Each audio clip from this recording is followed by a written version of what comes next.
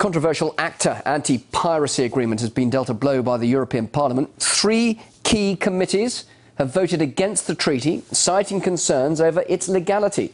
ACTA sparked Europe-wide protests, with activists claiming online freedom of speech is being put at risk.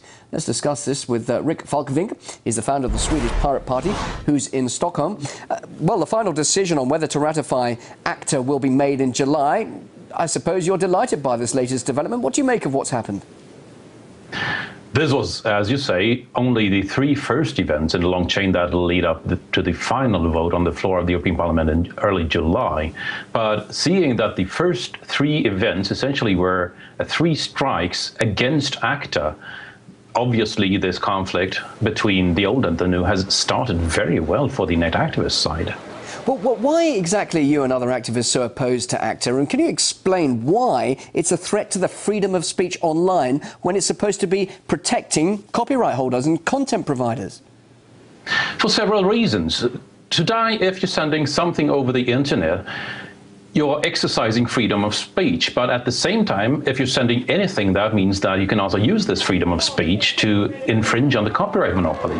So our basic freedom of speech has become fundamentally incompatible with an age-old monopoly, right? That's been predominantly, up until a couple of decades ago, only used by corporate lawyers.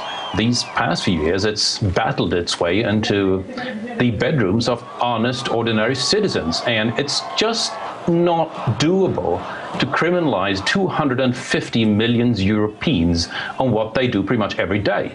That said, even those who are in favor of strong monopolies recognize that ACTA deliberately conflates the issues of fake medicine as in counterfeit fatal medicine with teenagers downloading and sharing music.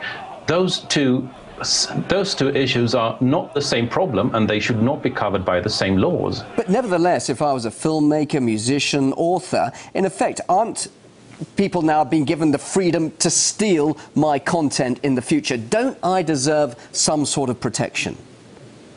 Well, artists are frankly doing fine. If you're looking at Hollywood, it's doing record year after record year. Musicians have had their average income rise 114% since the advent of Napster a decade ago. So, but what we are seeing is the decline and possibly death of the parasitic middlemen who used to take 95% of the cut. Those are the ones fighting for control over the net and over what we send to each other. And that's understandable because their sales is going down the drain, which is great for artists and producers and filmmakers, because that means more of the cut is going to them. OK, Rick, very finally, this could likely be scrapped, torn up. Do you think, though, there is room, though, to conceive some other sort of treaty, just briefly, in the future? That's the thing. I mean, ACTA was shutting the door for reform, which is also a very good reason to oppose it. We direly need to reform the copyright monopoly and patent monopolies as we transition further into a digitally framed economy in Europe.